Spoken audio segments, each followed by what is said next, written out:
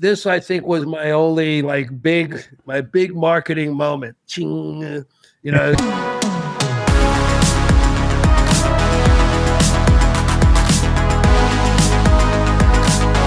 What's up, everyone, and welcome to the Local Marketing Lab, where you get real-world insights from industry pros to help you drive local revenue and local growth. This podcast is brought to you by Evocalize, digital marketing tools powered by local data that automatically work where and when your locations need it most. Learn more at evocalize.com. What's up, and welcome to the Local Marketing Lab. Today's guest has many years of experience. You might even say too many years of experience in the restaurant industry. He's a certified pizzaiolo from Italy and has earned the title of best pizza in the USA. He's also earned a lot more titles, including best fast food burger, and he's in the top 3 of the best fast casual restaurants by USA Today. His mission is to create and deliver exceptional dining experiences that delight customers and drive business growth. He's the VP of Business Development at BurgerFi and Anthony's Coal-Fired Pizza. Whew. Steve Lieber, thanks for joining us in the lab, my friend. Well, it's great to be in the lab, Justin, and finally, I'm glad I got to make it here. I've been wanting to meet up with you and to get to talk about the industry and have some fun. Awesome. Well, we're in the right place for some fun. So, let's let loose. One of the things that it was really exciting for me to meet up with you a few weeks ago at the Fast Casual Summit, and I got to listen in on what you had to say about, because you spoke in a couple panels there, but you were talking about AI and technology and how the industry is moving toward leveraging those things to really engage with local customer base in different ways. And I thought you had some really good insights, which is why I wanted to bring you into the marketing lab. So I guess we could start there. Maybe we could talk, given your years of experience that you have, in the industry and across multiple brands, what do you feel is the most important aspect of local marketing? Well, first thing I want to say is almost everything I know about marketing, I probably owe to Gary Vaynerchuk now, or all the good stuff right now. Yeah. Social media, again, Gary comes out and literally, if you watch every morning, LinkedIn posts or whatever, he just tells you social media is free. It's the best deal out there, Yes. And then when you pay for to boost it even more, it's even better. It's a better deal, and it's where all the attention is, and you can segment your audiences. There's so many different types of people that go to any type of restaurant, a BurgerFi or an Anthony's Coal-Fired Pizza. You could identify 125 different customer groups, little tiny niche markets. And what social media allows you to do is connect with all of those little niche markets. One that always stands out in my mind is the hot ones with the hot sauce, Yes. that marketing. That's a great cast. And then now it's just so funny. I think tomorrow BurgerFi starts serving wings. Now, Anthony's was known for the best chicken wings for 20 years. But BurgerFi took the same fresh wings. We don't have a coal oven to cook them in, so we're cooking them more traditionally, but doing a buffalo, Frank's Red Hot buffalo sauce and a Memphis barbecue. So we think that it's just going to, it's going to explode on social media, because it's just the next new thing. And, we looked at, how Dave's Hot Chicken exploded in 5 years to 250 restaurants. They only do social media. Nothing. They didn't even have a website until they got bought by private equity. These guys were so disciplined in their approach, and they said, we're just going to invite, make the best food and invite the best food reviewers and, make the best pictures on social media. And they stayed true to that. And they're the number one brand right now. So if anybody doubts that social media is not the hottest thing, please study Dave's Hot Chicken. Please listen to Gary Vaynerchuk. And the best part, Gary's free. Yes. He may, every once in a while, if you want, you buy a book or you buy a V-Friend or you buy some T-shirts or sweatshirts or go to VCon. but he gives it all the way, and all you have to do is listen and apply it to your company, and it goes, you know. I do love that. Yeah, it's super easy to consume his content. Bite-sized nuggets. You see little chunks, floating around in your feed throughout the day. He's got a lot of great points, and like you said, it is free. So it's expert advice for free. And then I think for the higher level, for you people that are CMOs and people like yourself that are the higher level marketers, he has the marketing for the now. He has a higher level show that also is free. And I've sat in on those. A lot of times they just blow the top of my head up because it's higher level stuff that I can understand, but it makes me really understand how marketing can deliver and how branding is going to become more and more, and how branding is becoming more and more important. And then the influencers stuff. I've been listening to Gary lately about influencers, and I just saw Mr. Beast play for the Tampa Bay Buccaneers. Like they offered him a 48-hour contract, right? And then what was the other big one? There was another big one. But he was just saying how these brands, you could never compete a customer service product against Procter and Gamble or something because you never had the resources or never had the wherewithal. But now, the other example is Logan Paul. His drink was out for a couple of years and it didn't sell. And then Logan Paul got in it with his partner. I forget who the partner is, but now it's a $250 million super energy drink. And Gary said that would have never happened without social media. So now the Logan Pauls of the world and the Mr. Beast, and he was talking about some girl, and he said that girl, Macy's, is dying for her to come in shopping because they need her to come in shopping to keep their brand relevant. And so to me, that's really, really fun stuff.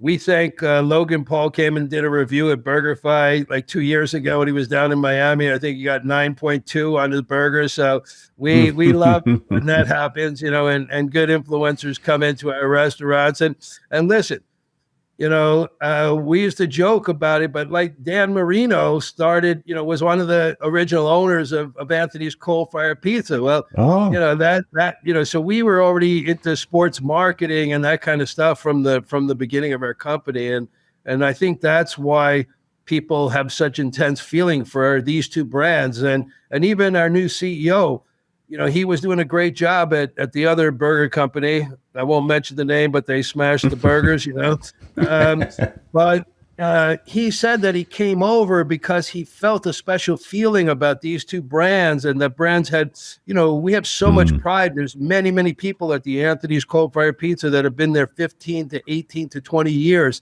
And it's a testament to the brand, and it's a testament to the people. And that's why both brands are winning awards, and that's why we're getting attention. Yeah, it seems like you guys get a lot of attention. I see a lot of content. I spend most of my time on LinkedIn in terms of social channels, but I see all sorts of content floating around. So good on you. You're speaking at a lot of events, a lot of different sessions and stuff. I just to go back to one thing you'd mentioned earlier about social. It's interesting that it continues to change, it continues to evolve, and if you have to jump in and you have to get started at some point, right?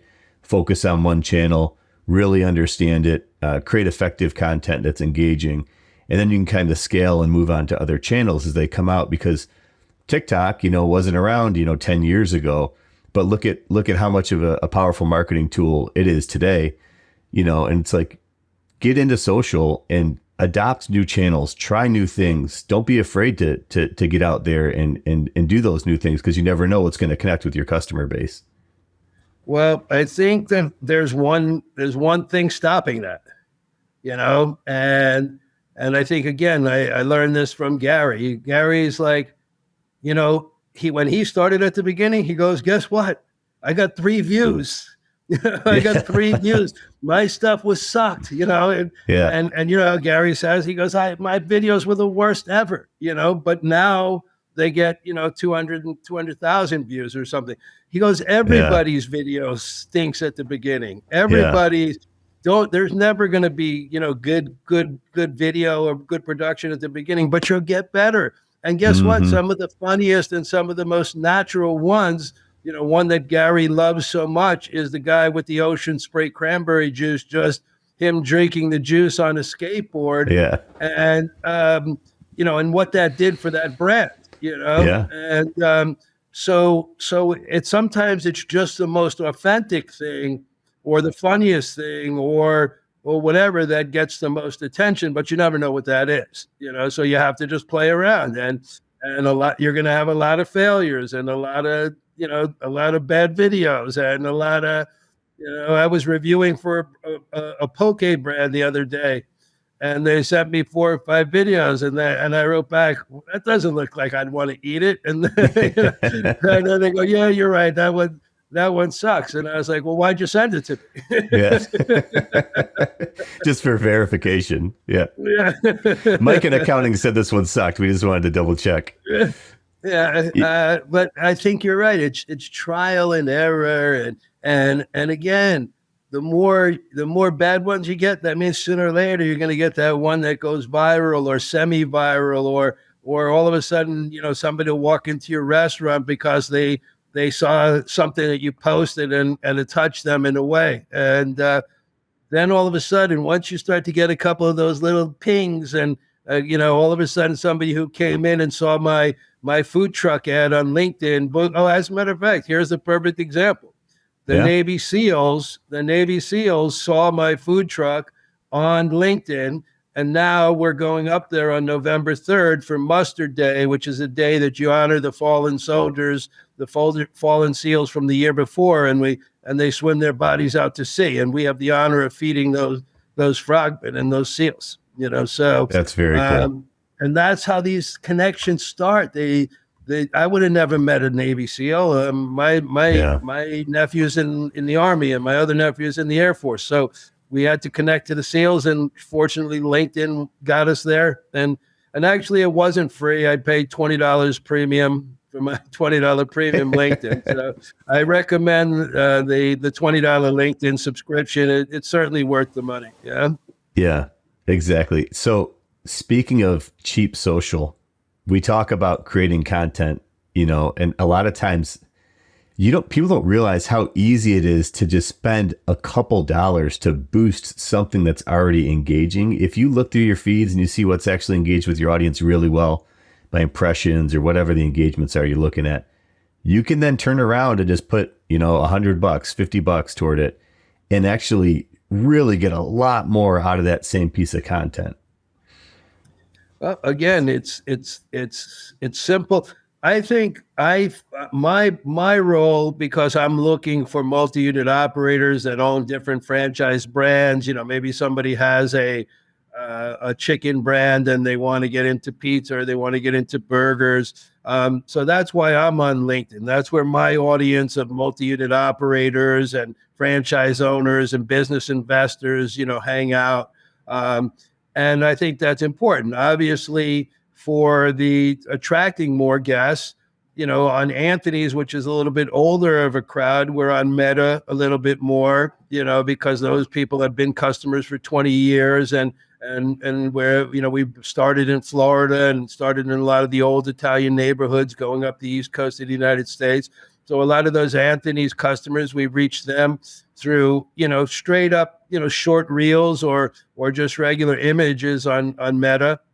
And then obviously trying to bring more new young customers into the brand. We start to show up now more on Instagram. There's a lot of Anthony's on Instagram. There's a lot of Anthony's on TikTok. And then with all that action of the coal oven and the guys throwing pizza and, all of that fun stuff, you can have great YouTube videos and great TikTok videos.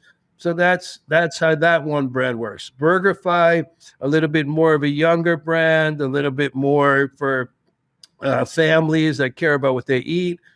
So again, a little bit on Facebook, a lot of trying to target some mothers on Pinterest and some other places where the mothers who care about food and dining are, you start to go outside the box. And this is when we first started to talk about identifying these little groups of customers, the the elderly grandma and grandpa that live in Florida, and then they're up in Philadelphia area half the year, the snowbirds. And then you have the young mother who has a young family who's spending more time on Pinterest, but still plays around on TikTok for fun or Instagram to share pictures of the kids.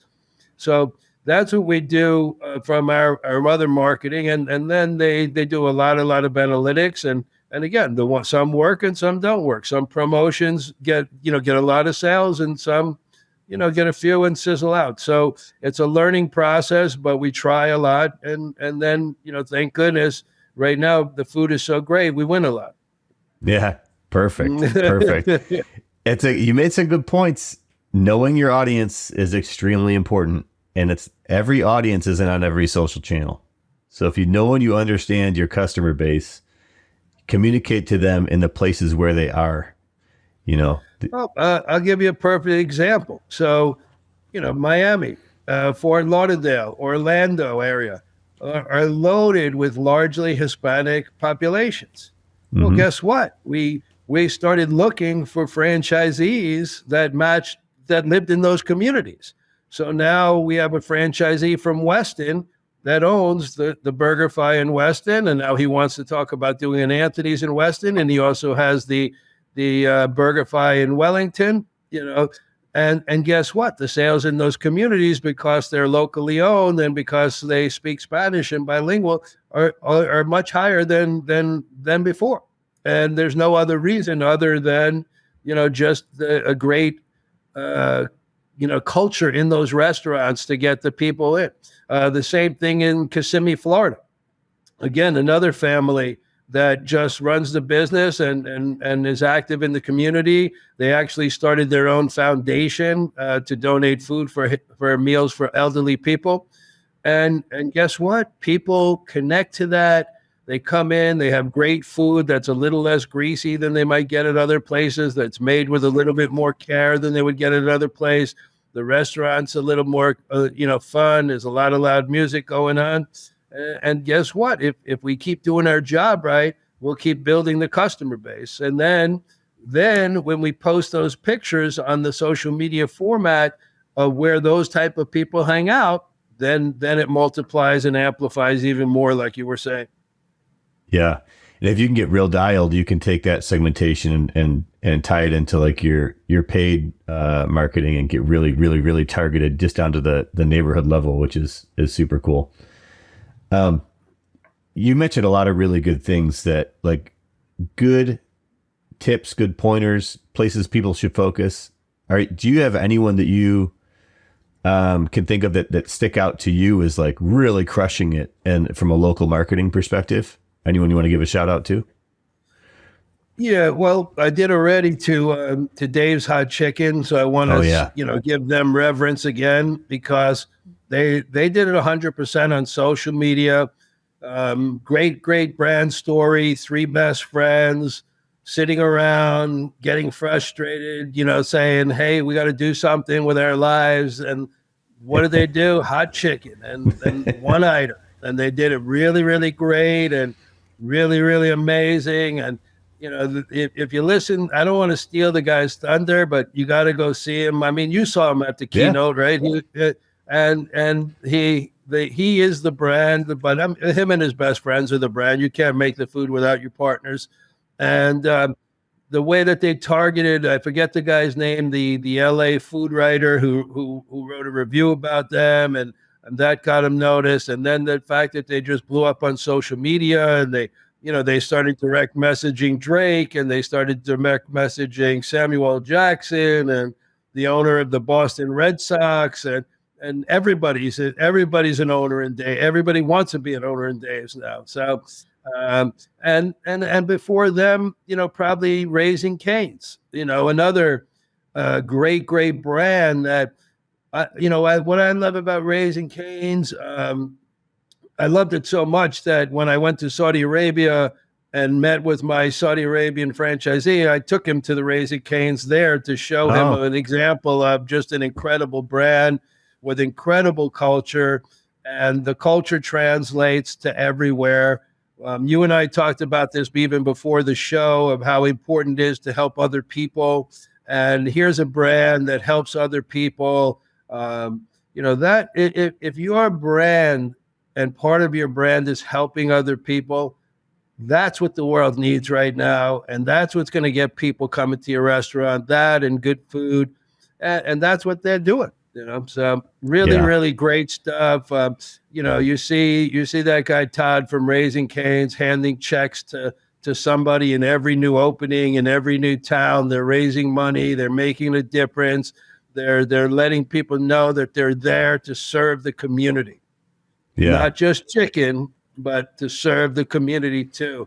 And then, by the way, and here's an internal marketing thing that was one of the greatest things I've ever seen in my career, and I mention it hundreds of times over to other people. When you get a card from somebody at Raising Cane's, a business card from them, every single person, from the highest person, the CEO, to the lowest person, whatever, maybe an entry-level cashier, on every single person's business card, it says fry cook and cashier, because Oh. every single person is trained to make chicken and to sell chicken. And then when they have meetings and they get psyched up in the morning, and they have their rah-rah sections, to build Mhm. culture, they want to sell bird. We're going to sell Yeah. bird. That's what they do. They sell bird. And that's something to get excited Yeah. about. Yeah. And Very that's not cool. even my company. Yeah. Maybe we'll set up another episode where we could talk about what you actually do in your company. That's a good No, idea. Right. that's great. Well, that's what I like about you, Steve, is you're all about helping others. And I see it in just the way you talk about things and the promotion of other people's success, and just trying to get, visibility into what other good folks are doing. So shout out to Yeah, you. one of the things I think I do that for is to give confidence in my team, and said, hey, I mean, I told you my backstory. I was a busboy, and now I'm a busboy doing good. And my first job was a busboy, and I still like to clean the tables and every once in a while take out the trash at the restaurant just to keep myself humble and to keep me grounded. And I think that's important. If you show all this success, I keep telling everybody I'm like, you guys, you don't have $1,000. If the three of you guys don't have $1,000, you have $1,000, you can start the next Dave's Hot Chicken. That's all you need. Those guys had $1,000 and they went to Restaurant Depot, and now they have 256 restaurants, or however many they open today. Probably 4 more today. Yeah, Right? seriously, crazy, crazy success story. No, that's very cool. I think one success story that I'd like to focus on just briefly is yours. All right, we can do that. I love hearing the accolades and how many awards you've won. And one thing that we like to do is also like throw some information that we have into AI and see what it cranks out about our guests. And I just couldn't stop thinking about all the award-winning burgers you guys have, the pizza. Here's a picture of you just sitting in front of a mountain of success. So it's kind of funny, when you look at all the elements together. It kind of represents burgers, but I don't know what AI is doing. It's just like all sorts of stuff thrown together. But it's fun. Which is that? Is that a DALL-E image, or what is that? This is using Midjourney. Midjourney. Yeah. Nice. I like it. That's a good one. Yeah. I think when you we use awards as third-party credibility. So I tell my staff, I don't want you to, don't say we're the best burgers. Everybody says they're the best burgers, but are you really the best burger? I'm somewhere on the planet, somebody's got to have a better burger. So, but we can say that our guests say we're their best burgers because we have the awards and we have the backup to prove it. So when we started BurgerFi, it was 2011, and the haters came from day one. Okay. And the reason why the haters came from day one was they're like, Steve, have you lost your mind? And they were like, what? I mean, what do you mean? Well, didn't you just win best pizza last year? And now you're opening up a hamburger restaurant inside of an old Burger King that failed. And like, are you sure you're okay? Well, it's And like, I'm like, well, I said, John and I had already opened a pizza place, so maybe we can do a burger place, I don't know. And they said, you sure you want to open up a burger restaurant in an old Burger King? I think in the 10 years that it was a Burger King, the best year it had was $800,000. So it never even did it. And so anyway, we said, we studied the industry a lot at that time. And Five Guys was the hot brand, and Shake Shack had just started about 5 years earlier and was getting a lot of press. And of course there was the legends, In-N-Out and Whataburger and things like that. And so we went to every single one and we tried them and we took pictures and we studied their menus and tried to get the best elements of each one. But what we really noticed was that nobody really was making the burger restaurant for families. And that's what we made, BurgerFi wanted to become. So no antibiotics, no steroids, no growth hormones in the meat. In America, that's a big deal. Guess what? In all the other countries of the world, they don't allow that in the first place. So it's not even a selling point, in Europe. Interesting. But we allow growth hormone here. And then, we had a discussion with Heinz, and I called in the vice president of Heinz, and I remember him coming to our office. And he said, Steve, you're all wrong on this. And I said, what do you mean I'm all wrong on this? He's like, the reason that we use high fructose corn syrup in the ketchup is because the American palate, they like a sweeter ketchup. And I got so angry. And I was like, they make great ketchup with natural cane sugar in other parts of the world. Can we just get some real good ketchup at the same price? And, if it really is, though, the reason that you're doing it with high fructose corn syrup, then you should be able to honor the same price. It shouldn't be any more expensive, right? And then we made that deal with them. And so we started to do that with the menu, and the chefs started getting crazy. Can we get organic gummy bears? I'm like, you tell me, chef, can we get them? Can we get, we had peanut oil. We had peanut oil, and everybody, started freaking out. Peanut oil's allergic. You're going to kill kids. You don't know what you're doing. Well, guess what? It was such highly refined peanut oil that we were buying that it didn't cause an allergic reaction. And 3 years after us using it, the FDA removed highly refined peanut oil from the allergen list. Oh. But so anyway, that was the menu: natural food, great food for families, transparent menu, open kitchens. But we said that's not really a concept. That's a great menu or great menu items. How do you make it a concept? And then you say, well, started looking around the room and said, wait, can we make a table out of recycled wooden pallets? Is that possible? Can we buy chairs that are made out of recycled Coca-Cola bottles? Can we make this cool light fixture that we have over all of our dining room tables out of old log poles for tractors and dip them in chrome and repurpose them? Can we use like the tray that we serve the food on over and over again and just put a tray liner down and wash it, in between with sanitizer? Can we, recycle cardboard and glass and plastic at these restaurants? And could we also recycle cooking oil? And could we run these restaurants cleaner than other restaurants in the community? Mm-hmm. Well, when we started to talk like that, Lauderdale by the Sea was like, wait a second, we're starting to like these guys, and they're not even open yet. They're talking about clean restaurants and recycling, and then sure enough, we were waiting for these training had already started, but you know how you have like the one or two last inspections, the fire, somebody has to come at the very end. So at the last minute, I was like, I don't want all you guys in the restaurant with the inspector coming. Let's go put on rubber gloves and let's go across the street. And we were picking up garbage off the beach, impromptu, totally impromptu, just rubber gloves, garbage bags, and everybody in their BurgerFi uniform. Well, Lauderdale by the Sea I don't know how much marketing this got us, but all of a sudden a guy comes with a camera, takes a picture of us. It was a weekly newspaper. They came out once a week, and we were on the cover, and it says that Wow. the team at BurgerFi is cleaning up the beach in front of Aruba Cafe, an opposing restaurant. And again, nobody could understand. We said, guys, we weren't cleaning up in front of your restaurant. You just happened to be on the beach. We cleaned the whole beach, and Yeah. that's what we do, you know. Yeah.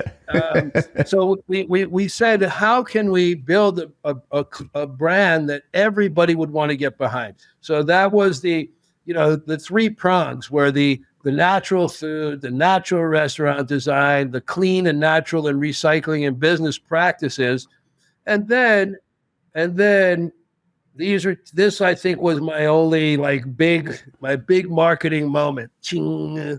You know, it was 2007. You can correct my facts. 2007 was Facebook started, right? I don't think it was 2000. I think 2011 in February, BurgerFi started. And I kept saying, hey, this meat's expensive. How are people going to know that when somebody takes a picture of the burger, it's BurgerFi's food? Well, then we decided we'll brand our name on the bun to let mothers know that this is the best food for your family.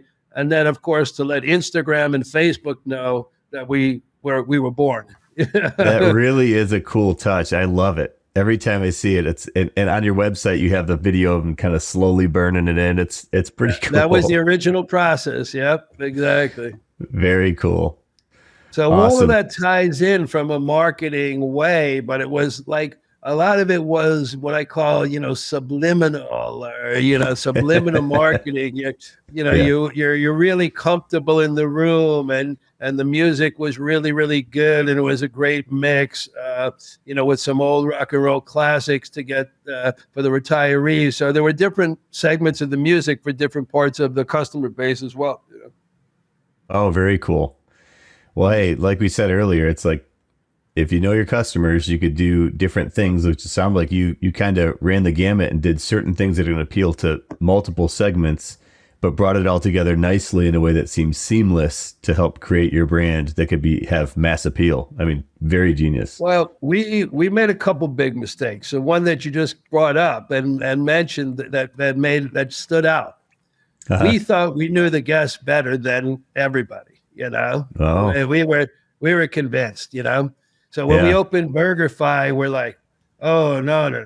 We'll never do delivery. We're not doing delivery. We're not. If they want a burger, just like Five Guys doesn't do delivery, the President Obama had to come to Five Guys. Well, we're not doing delivery. And we're never, ever, ever going to do drive-thrus either, okay? Well, guess what? We're doing deliveries and drive-thru. Yeah. Okay.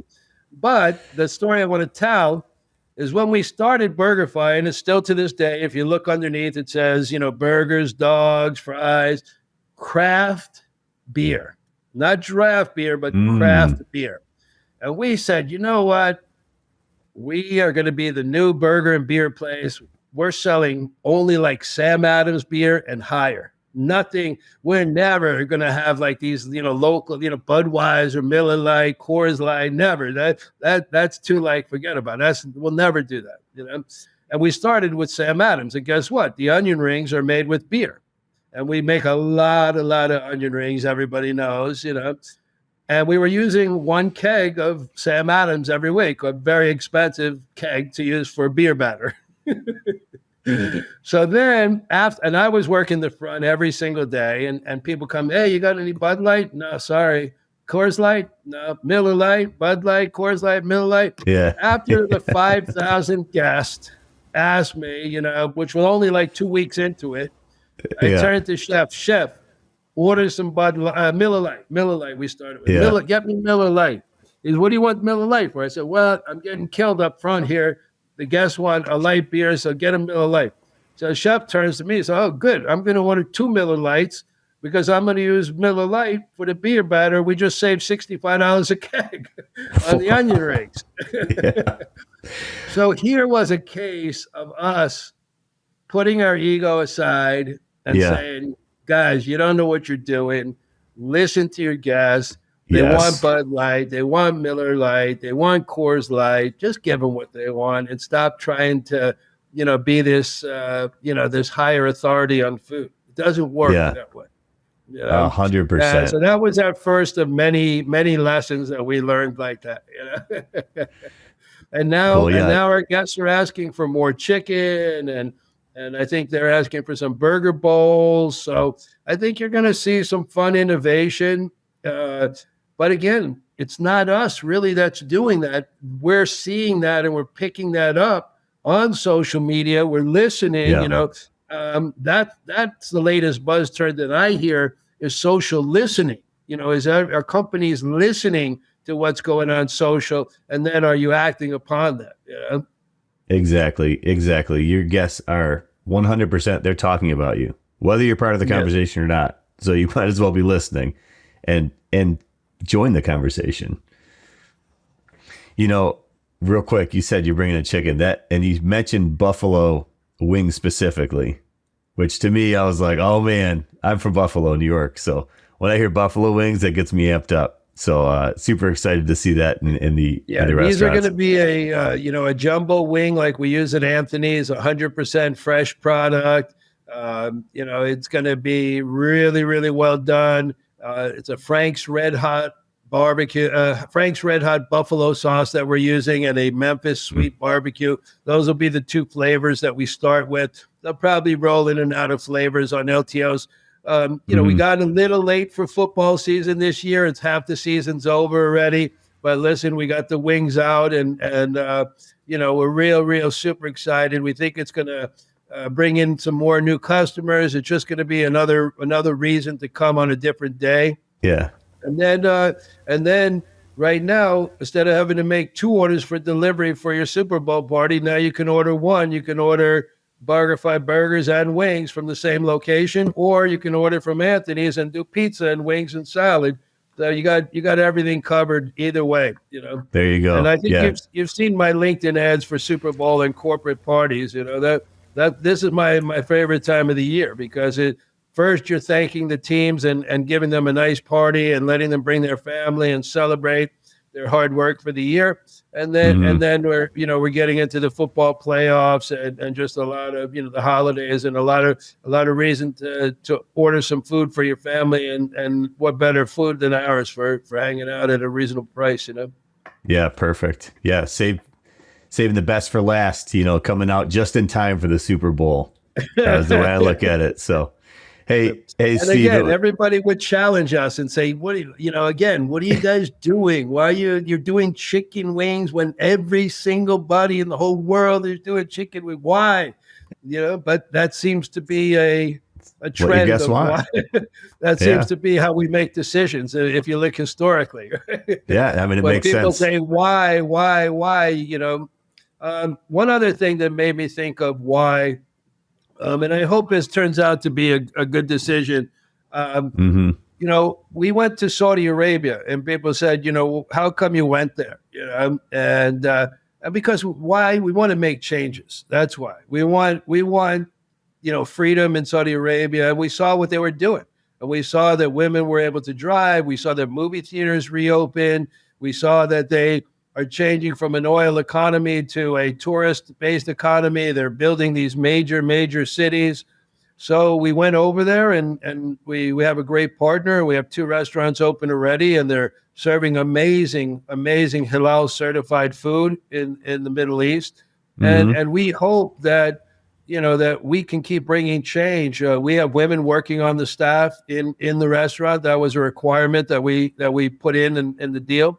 And we're very proud of that, Very cool. Yeah, very cool. I love the missions that you guys get behind. It really shows through, and I think it's appreciated, very much appreciated by your customer base for sure. Well, hey Steve, how can people follow you, follow your brand? Well, I'm on LinkedIn, so it's Steve Lieber on LinkedIn. And BurgerFi, I would recommend the best. I love the BurgerFi TikTok. I love the BurgerFi Instagram. I like the Anthony's Coal Fire Pizza Instagram and some TikTok videos that are coming out. They're fantastic now. So those would be my favorites, but I'm pretty sure we're on a few more than that. But those are the ones where I'm a big. I like great images of the food, so I like to see the images of the food and to see the people eating the food. So I like the more video and more images. Yeah, for sure. The delicious content. We appreciate that. Right. People eat with their eyes for sure. Definitely. That's right. Awesome. Well, hey, go check out BurgerFi, pick up a barbecue rodeo burger or a CEO burger. Like, you will not be disappointed. Check out Anthony's Coal Fire Pizza. Steve, it was a ton of fun having you in the lab today, my friend. Thanks for joining. Justin, a real pleasure. Thanks to everybody. As always, thanks for joining us in the Local Marketing Lab. This podcast is brought to you by Evocalize. To learn how Evocalize can help you grow your business, visit evocalize.com. If you learned something new from today's episode, don't forget to subscribe on your favorite podcast platform and follow us on LinkedIn and Facebook at Evocalize. That's EVOCALIZE. And on X at Evocalize Inc. And remember, keep innovating and trying new things. You never know what's going to connect with your audience until you try. And until next time, thanks for listening.